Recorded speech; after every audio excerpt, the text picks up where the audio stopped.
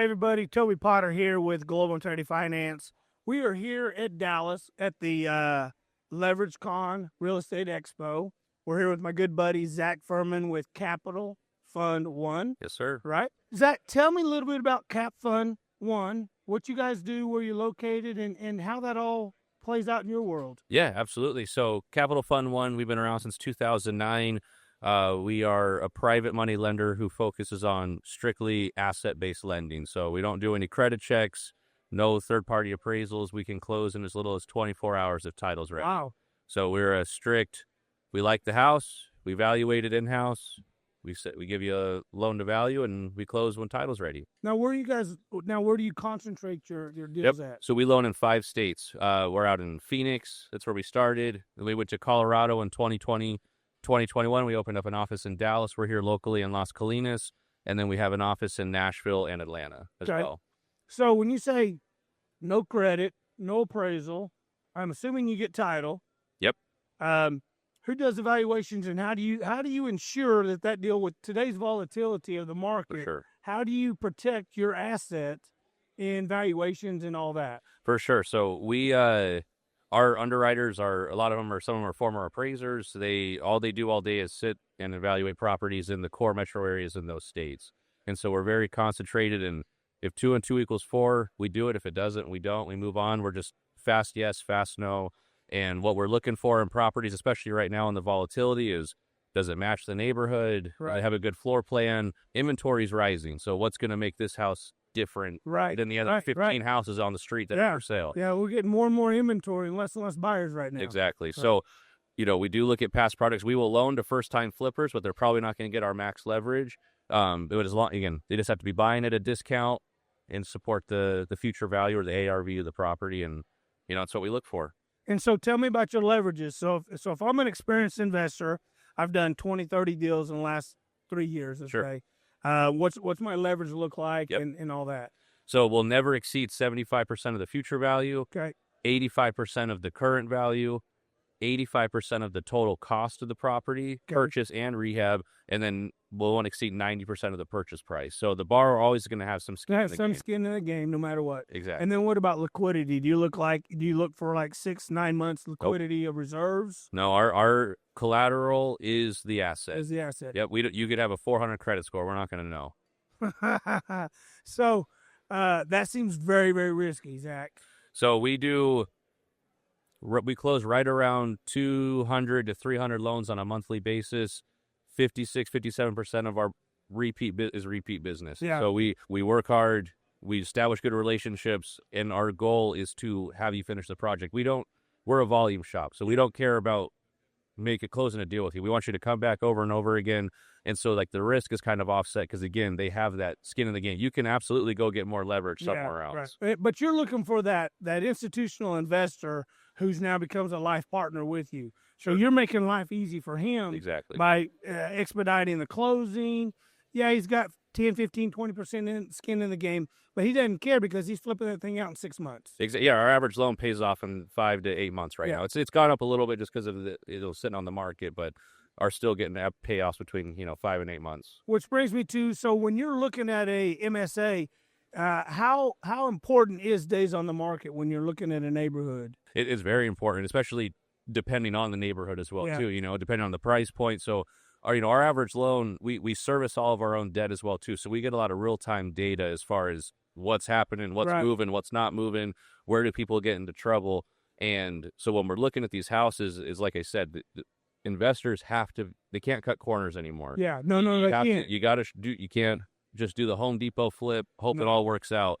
So again, no lipstick on a pig. No lipstick on the pig. So do quality work, make sure the floor plan flows. Those, especially here in Texas, you got the house that was built in 1955, and then 1970 added on a bedroom. 1985 we added on the back portion of the house. 2008 we had some money. 2007 we had some money. Yeah, we put brown everywhere. And then you have to. It's got to flow because again, the buyers right now, they don't want a high interest rate with the high priced home. You still have to do work. Can still have to go in there. You can have two, you can't have all three. You can have two, but you can't have all three. Yeah, they're going to pay premium pricing rates are going to be what rates are for a primary resident. But then if I got to go in there and dump another 10, 15, 20,000, they don't have the money. Yeah, to fix it, it's just ridiculous. So that house is, it's going to sit, and that's so. And a lot of that too is, people are like, "Oh, the inventory is rising." It is, but a lot of it's crap. Because if you go and if you actually, sit in bed at night with your wife, looking at Zillow, and you're shopping for a house, you're not going to like 90% of what's listed. Right. That's where we see if you do a good job, it doesn't fly off the shelf, but it's picked up in a week or two. For right around list price, assuming you price it aggressively. Right. And so when you're, and you said out of your 200 loans a month, you said 55% are repeat clients. Correct. So you are picking up new clients every month and trying to roll them into long-term established people. Other than the quick close, the no credit, the no appraisal, what else really sets you guys apart that I'm going to jump ship to where I've been for 15, 20 years and now start doing business with you guys? Do I get a personal assigned account executive, or how is that working? Yeah, no, we have boots on the ground in the 5 states, and we stay in our lane. We have a branch in every state? Exactly, yep. Oh, wow. With dedicated loan officers that, just like any sales job, they're going to protect their clients, they're going to work for their borrowers, and that's who you're talking to. So is that their territory? So if you're going to open up a branch, so when you open up a branch here in Texas, you say, okay, your territory is Texas. Correct. Yep. And anything comes out of Florida, comes out of Colorado, comes out of Arizona, it goes to that branch. That, or unless you have a relationship with one of our guys in another place. Yes. What if, as an investor, I travel, I go like the fish do, I follow the food, and so I'm moving to the hot spots as a flipper. Correct. But would I be then transferring account executives? No, you can keep if you like who you're working with, you can keep them. Like our stuff's. Especially with technology, it's not a big deal. If you want someone that's local, you can absolutely have someone that's local. That is an option. Or if you bond with one of our loan officers and you just want to keep going, all of our guys can do stuff wherever. But obviously, the people in Texas get 90% of the Texas business where they live. So. And I tell you, being a branch here in Texas, it's extremely competitive. There's more hard money lenders, private equity lenders in Texas than there are in the rest of the whole nation. For sure. So what you have is a very unique concept and a very aggressive underwrite closed fund, which kind of puts you at the top of the echelon of that. And one of our biggest value adds too is just the size that there's not anyone that's bigger than us. We manage right around $950 million. Wow. That's our fund. Yeah. And we have full discretion over those funds. And so a lot of times too, your guy that's giving you a great interest rate, we have no problem with you shopping us around. We're here for the long haul. If this doesn't work, we're gonna be the first one to say, hey, why don't you call your buddy or your rich uncle that gives you 7% financing, 100% of cost. Well, when his wife wants to buy a new house, you're out of business. So we're here to help pick up the bag. Or a life situation. Right. We've seen over the last 10 years where there's been those private individuals who pull money out of an IRA or a 401k or a retirement fund, wanted to be a direct lender, and they were doing it, and they may have made some money, lost some money, but then life happens. Yeah. A life situation like, I'm out. I can't do it no more. And then that guy that was kind of partnered up with him was like, I don't have anywhere now to go to get money. Exactly. So those things aren't long-term. No. They're sweet while they're running. And we're not bitter when you go do that. If I can go get that money, I'm going to go get it. Right. It's common sense. It's cheaper money. It's easier money. It's less restricted. So tell me about your organization. Tell me about your back end, the CEOs, the COOs. Tell me about all that. Yeah, absolutely. So started in 2009. His name was Mike Anderson. He was a land developer. He started buying trustee sales at the crash in 2008. Mike Anderson from Texas? Arizona. So we started in Arizona. Okay. And we didn't open up Texas until 2021. Anderson lived here.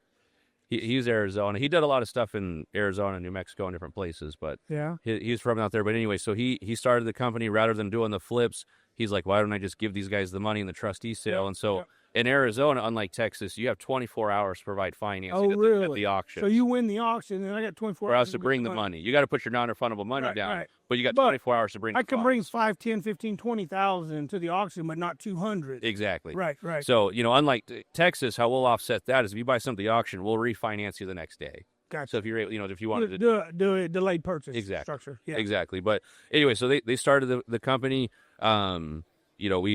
We didn't really start growing until about 2019, but he was a great influence. We have Mike Lofton. He owns a large framing company out of the Southwest, Loftco. Buddy Satterfield, he was one of the the executives at Shea Homes for a number of years, and then Dean Bloxham. And then we have some managing partners, Noah Brocious and Tyler Larson and Kevin Highmark.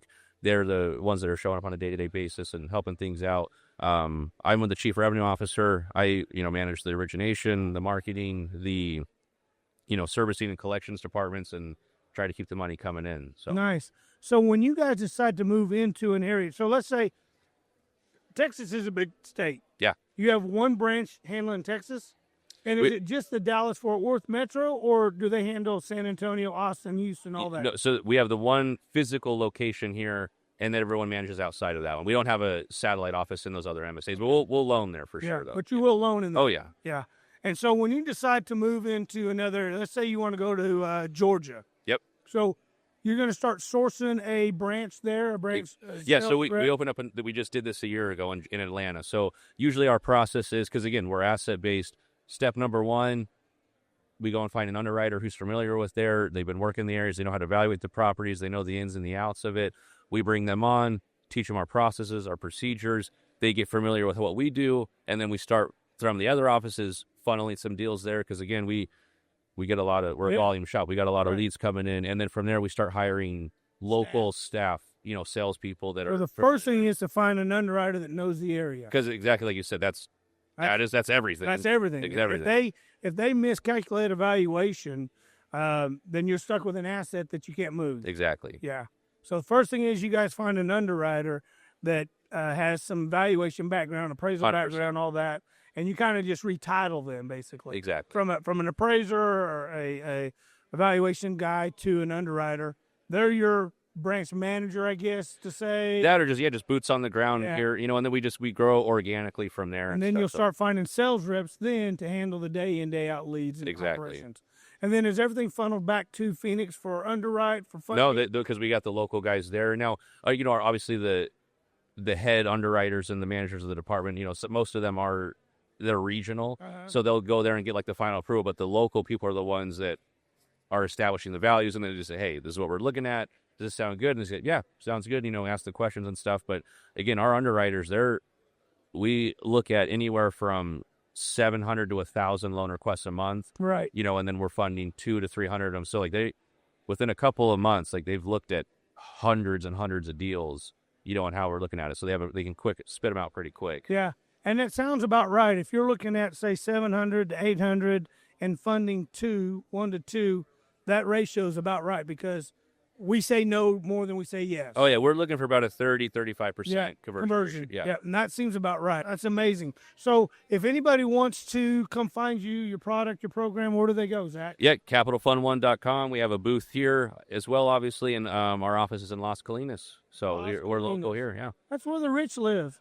That's where all the movie stars are. Oh, hey, we commute. Yeah. All right, Zach, is there anything else you want to tell the audience as we're kind of talking about what you guys do, who you are? No, we appreciate it. Like I said, just give us a chance. Fast yes, fast no. We're here for the long haul, and we want you to be successful. So if we tell you, there's no offense, if we don't like your deal, just double check it. We have no incentive in you failing. So I want to go back real quick. So let's say I send you a deal, and your underwriter says, no, we don't agree with it, but I can bring supporting documentation, through comps, through all this that I'm seeing. Is there wiggle room, or is it pretty much absolute? No, for sure. Well, no, it'll be one of those things where if we're missing something, we're not perfect. And so if we're, Texas, especially non-disclosure state, like if there's something that if you have something that we're missing that we just can't find easily. It's not online. It's no, exactly. Anywhere. We welcome information. So now will we agree with you all the time? No. Right. But again, at the same time, we put our money where our mouth is. Like if we're saying no, maybe pay attention a little bit, because we don't make any money if we tell you no. Like, what do we have to do by you failing? Well, when I started in 2010, I don't know if you know Phil and Shanoa Grove, but they have a big real estate investment network deal they do twice a month. And I remember when we were presenting in front of 200-300 people, and Shanoa would say, if a hard money lender tells you no, then walk away. Because their job is to fund deals. Right. We all have money sitting in the vault. It makes us no money in the vault. Exactly. We have to deploy it. Costs us money. Yeah, it costs us money to store it there. We have to deploy it. But if we're saying no, there's a reason. Right. We don't want to lose our money, and we don't want you to fail. Right. Exactly. And again, if the way it's set up, like you don't pay, like we're gonna own the house. We're That's gonna our own the collateral. asset. Right. If I don't want to own it, why do you want to own it? Right. Yeah. And that's when we first started.